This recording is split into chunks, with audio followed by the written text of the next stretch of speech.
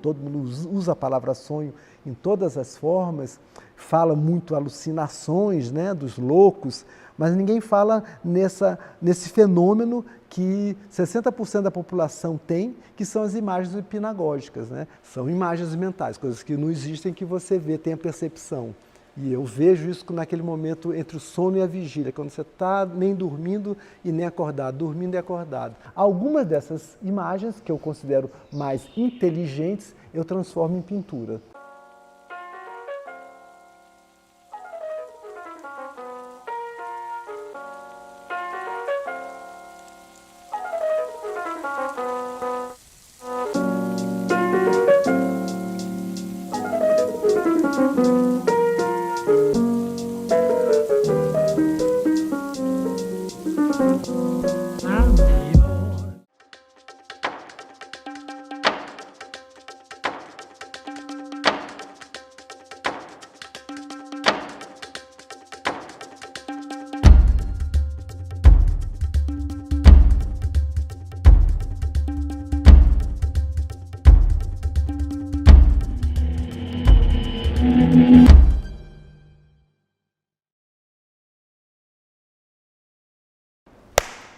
Nelson Maravalhas Júnior.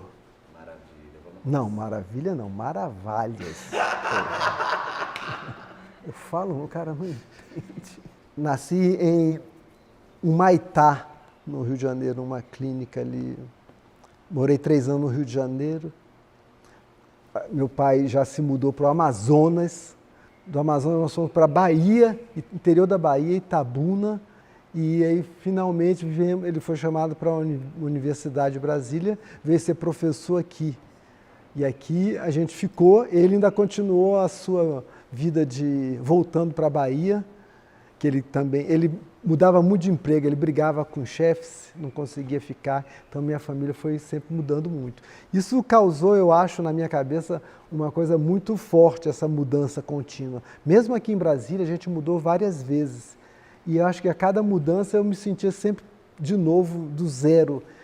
E eu, aos 15 anos, eu resolvi fazer uma viagem pelo Brasil, de mochila. Como era moda naquela época dos hips, né?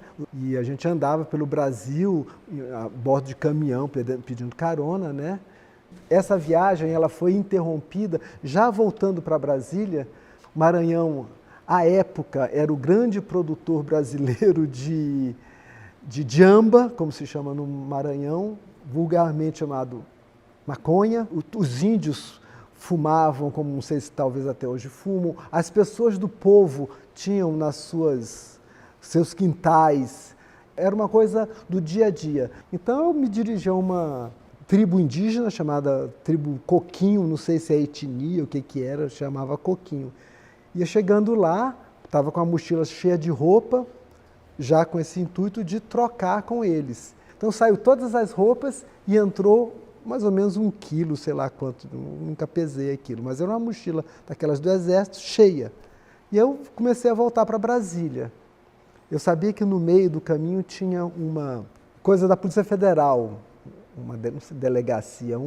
Eu fiz todo um esquema de noite passar por debaixo de uma ponte, pelo rio, passei pela Polícia Federal e falei, passei de vocês, ganhei, consegui me safar de vocês. E dormi numa casinha no meio do mato, assim, uma casa abandonada. De manhã cedo, acendi, fiz meu café da manhã, né, que era a única coisa que eu tinha, e saí. E fui pedir carona. Logo na primeira, já veio um jipe, ele parou para mim, eu falei, nossa, que sorte, a primeira pessoa que eu peço já para, né? E aí, vocês estão indo para Brasília? Aí eles, não, aqui é a cana. O que você tem dentro dessa sua mochila aí? Eu falei, nem falei nada. Eu só abri. Nisso eu fiquei 1 mês preso na cidade de Tocantinópolis. Como eu era menor de idade, meu pai teve que sair de Itabuna e ir lá me pegar. E teve que ficar eu tive que ficar um tempo sob a guarda do meu pai, né? Não tinha o que fazer, eu não estava mais estudando, porque eu tinha saído, né, tinha perdido o ano. E lá eu resolvi desenhar simplesmente para ter o que fazer, né? Não tinha nada o que fazer, então eu vou numa papelaria comprar uma caneta, um nanquim, papel, lápis, vou desenhar. Parece que ali eu caí numa armadilha em que nela eu estou até hoje, né? Hoje eu agradeço à Polícia Federal, neste aspecto, né, não em outros, dele ter me jogado ao chão, falado, cara, acorda, a vida não é isso não, você vai ficar fazendo com isso. Então, isso me jogou para as artes plásticas, ou seja, foi essa revirada do destino, né?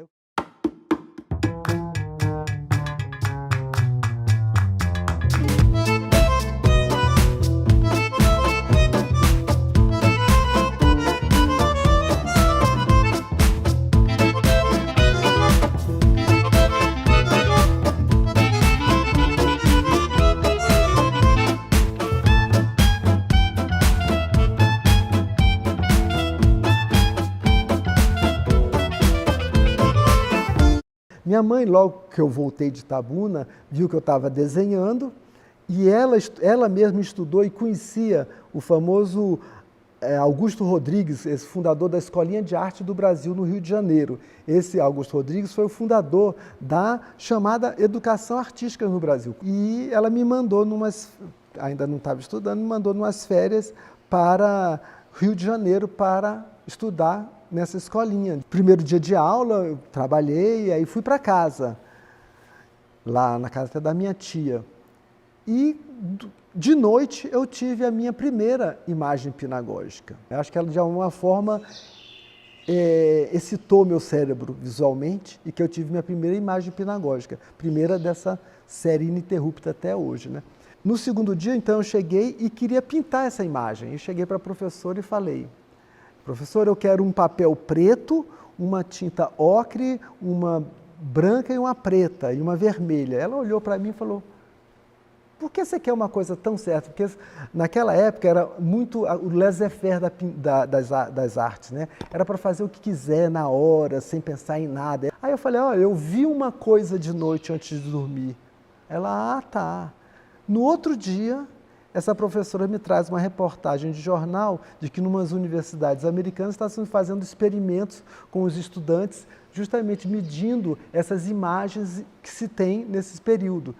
Então, foi muito importante para essa professora ter falado para mim que essa coisa de ter imagem mental não é coisa de doido, é uma coisa estudável na psicologia.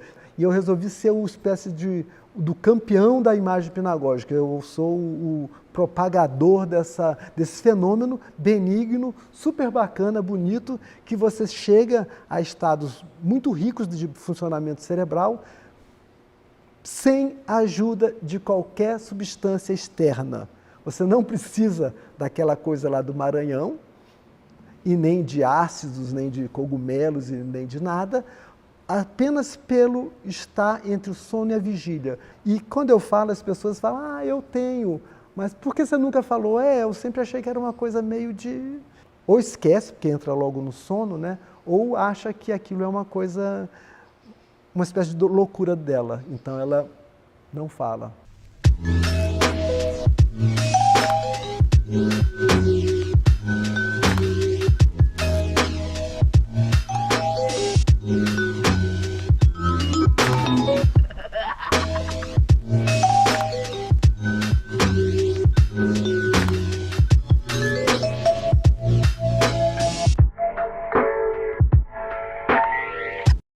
Mesmo antes, eu já comecei a fazer muito trabalho antes de entrar na UNB, né?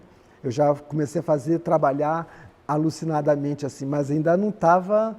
E eu ia fazer para a UNB, depois eu voltei para as artes plásticas, mas minha mãe e minha irmã me convenceram que artes plásticas não era profissão, que não dava camisa a ninguém. E me mandaram fazer o quê? Comunicação. Fiz então 1 ano de comunicação e para dizer, não tenho nada com isso. E aí em 76... fui para o então departamento de desenho, fazer educação artística, né, que a gente era formado como professor de arte, não como artista, não tinha bacharelado. Então, praticamente, eu não tive aula de pintura, tive aula de desenho, mas não tive aula de pintura. A gente era formado praticamente com psicologia, educação. Então, eu acho que eu sou quase um autodidata na pintura, que eu nunca tive um professor de pintura, exatamente. Foi só experimentando, fazendo lá a coisa. Tanto que logo que teve exposições assim, de alunos, eu já coloquei meu trabalho e já, vamos dizer, causou um certo impacto, porque eu já estava andando. E logo teve o primeiro salão universitário do DF, eu tirei o primeiro lugar. Mas era basicamente os alunos da UNB, embora fosse aberto para universitário, para Brasília inteira, para o DF inteiro.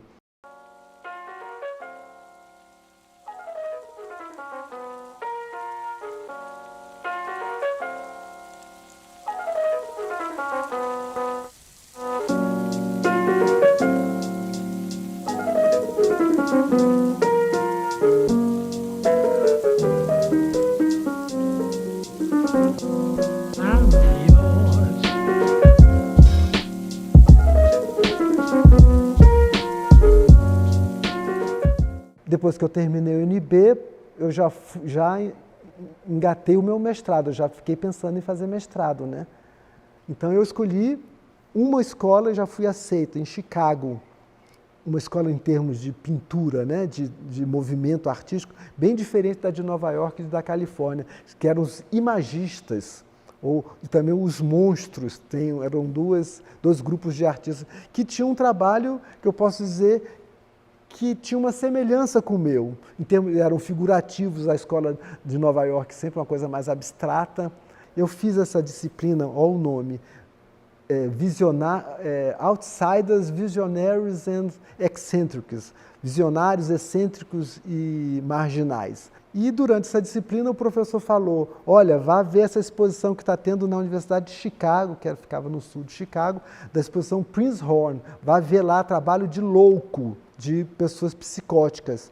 Eu adentrei nessa sala de exposição dessa Universidade de Chicago, olhei os trabalhos dessa coleção Prinzhorn e falei, nossa, isso é que é arte, é isso que eu quero fazer. E esses caras, eu tive esse insight na hora, esses caras, os psicóticos, eles trabalham igual a mim, eles têm imagem pinagógica, eu tenho certeza absoluta disso. Passou uns 10 anos, eu resolvi fazer o meu doutorado e acabei fazendo sobre arte de louco e a minha hipótese era que os loucos trabalham sobre o efeito sobre a lembrança de imagens hipnagógicas que eles teriam. E tudo me leva, eu não tenho muito para onde escapar, é aqui, é esse caminho mesmo.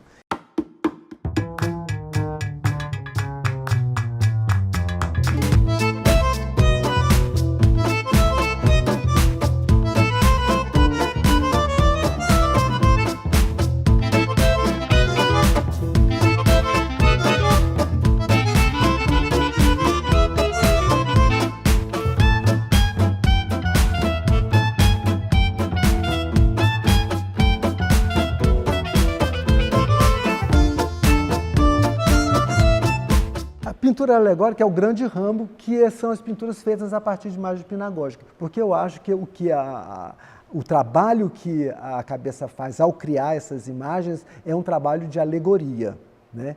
E a alegoria, ela foi durante muito tempo um ramo da história da pintura, um dos gêneros da pintura, em que se contava uma certa história, que cada coisa simbolizava alguma coisa. Isso foi muito válido por muito tempo, depois ela começou a entrar em descrédito, começaram a criticar muito esse tipo de pintura. E isso foi caindo em descrédito até desaparecer completamente. E eu resolvi, ela foi descreditada? Beleza, eu vou agora acreditar, vou dizer, ela é bacana pra caramba, vocês não deviam ter abandonado esse tipo de pintura. Esse aí já é outra linha, que é o comentário de história da arte. Esse aqui é por acaso, de um afresco na cidade de Orvieto, na Itália, que tinha um afresco numa casa, num museu, né? E eu tirei uma foto que era exatamente assim, 3 mulheres, cada um fazendo uma coisa, né? Com um vulcão atrás, mas a mulher segurava uma tartaruga, a outra meio que comia uma cobra mesmo, e uma outra segurava a cabeça de um ganso, era exatamente isso. Acrescentei o carcará brasiliense, que é do Cerrado, né?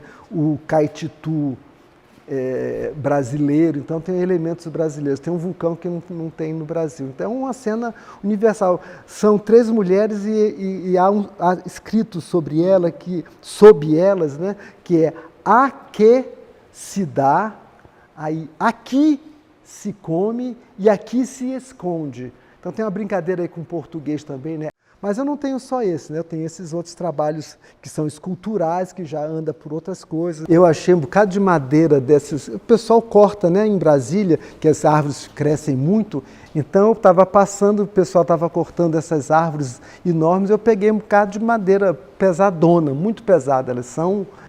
Essas pinturas são um pouco esculturas, né? Elas ficam em pé, estão em pé Mas eu acho que a minha pintura e a escultura, quando eu faço escultura, a escultura é como se fosse um pedaço da pintura que saiu fora e ficou no espaço real, né? No 3D, no mundo real. Eu tenho os trabalhos de interferência em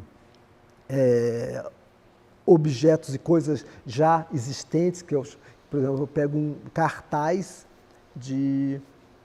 sei lá, de propaganda, um cartaz de cinema, alguma coisa que eu tenho, que eu achei no chão, e eu faço uma interferência, eu pinto em cima disso, né? Aquela linha experimental, é toda feitas com, sei lá, tampa de tinta, resto de madeira, coisinha.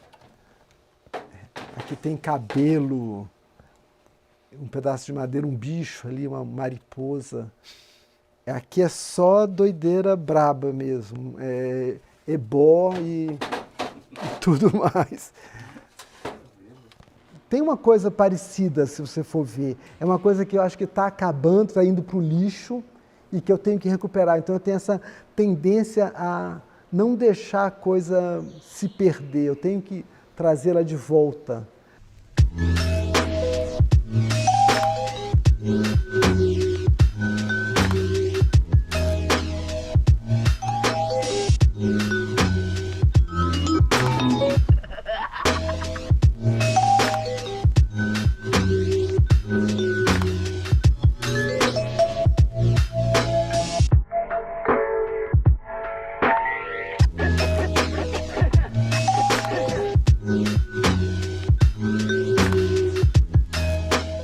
Eu não vou fazer tudo que eu vejo, seria impossível, inclusive, não teria mais nem onde pôr.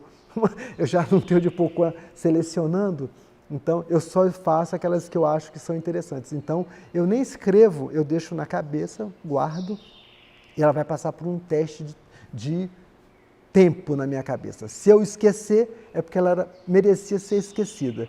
Se eu não esquecer, é porque é uma imagem interessante e que deve ser comunicada à sociedade. Então eu faço uma pintura que é o meio em que é como se eu estivesse jogando a minha cabeça para fora, mas selecionando apenas aquelas imagens que eu acho que são relevantes ao mundo. Mas eu não faço só a partir de imagem pinagógica. Hoje em dia eu já crio como se eu tivesse, que a minha cabeça já sabe como é o mecanismo interno, e eu já crio. Eu acho que é um funcionamento mental. É um funcionamento que está sendo pouco usado atualmente, tanto nas artes como na literatura, como pelo ser humano. Então eu faço uma espécie de museu de um tipo de pensamento humano. Eu quero que o observador, o cara que contempla a obra, mexa com seus neurônios, trabalhe, pense, averigue, faça uma perscrutação do meu trabalho. Em vez de... Eu detesto fazer uma exposição, ter uma exposição, alguém chegar e falar: Maravalhas, que lindo, né, o seu trabalho. Primeiro, não é bonito, eu tenho certeza absoluta. Então, aquilo é mentira, não é lindo, eu estou vendo que não é bonito. E não é isso que eu quero que a pessoa diga: eu acho que você quis dizer tal e tal coisa. Aí ganhou o meu respeito. Descobri uma coisa no meu trabalho que eu mesmo às vezes não tinha percebido. Você viu que você pôs isso aqui?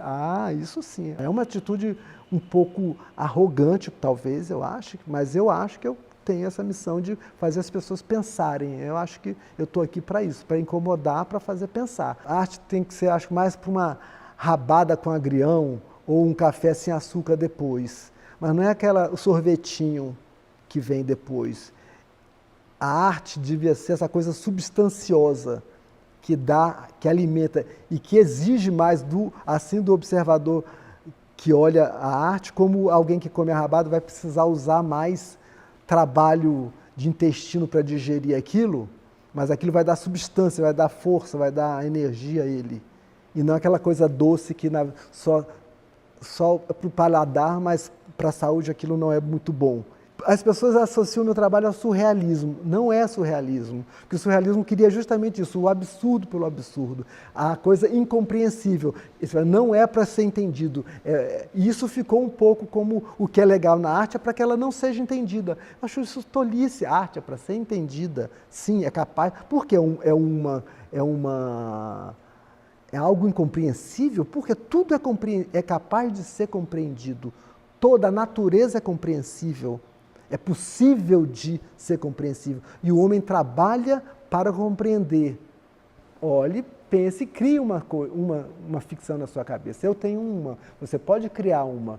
E ao criar, você foi um pouco criador dessa obra também. Você meio que participou comigo da criação.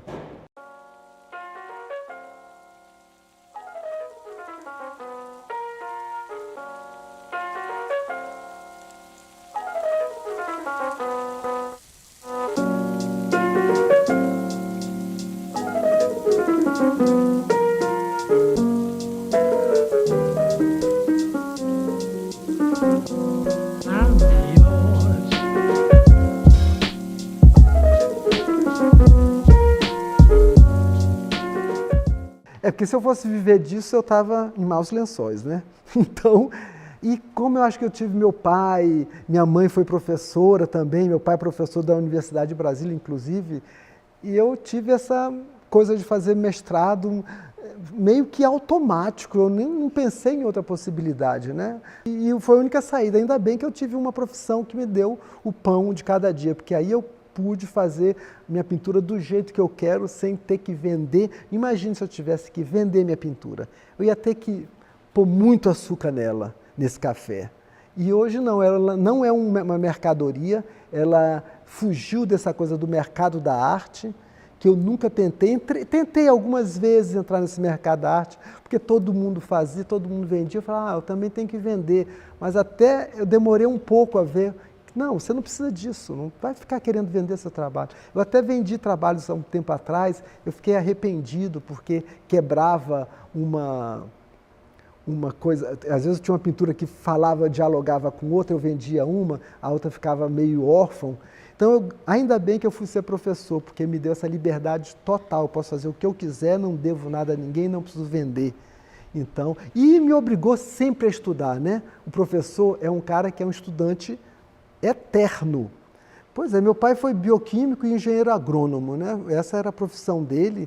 E depois que ele me viu fazendo mestrado, voltei, mostrei os trabalhos para ele nunca falou nada. E depois, muito tempo depois, ele já tinha morrido, eu levei meus filhos para conhecer os parentes lá em Curitiba, que ele é natural de Curitiba, né? E conversando com o irmão dele, o Chico, ele me pergunta o que eu fazia, eu falo, eu sou professor e sou pintor também. Aí ele fala, igual seu pai, né? Eu falei, como assim meu pai é pintor? Meu pai é bioquímico, Chico, o que você está falando? Claro, ele é pintor, fez exposição no tal lugar, no edifício tal, ali no centro da cidade. Eu tenho aqui uma pintura dele. Entrou e trouxe uma pintura do meu pai. E eu fiquei, mas como é que pode? O cara nunca me falou isso. Nunca. Até hoje eu tenho isso, talvez o maior mistério da minha vida é isso. Por que meu pai nunca falou isso? E curioso é que essa única pintura, ela já estava toda craquelada, né? Eu deixo na casa da minha mãe, foi justamente quando eu fui fazer o doutorado, eu tive que guardar minhas coisas lá. Minha mãe pegou, minha mãe restaurou a pintura do meu pai, tentou consertar e fez quase uma outra pintura em cima, ou seja, e agora eu tenho essa pintura, mas com essa camada restaurada da minha mãe em cima do meu pai.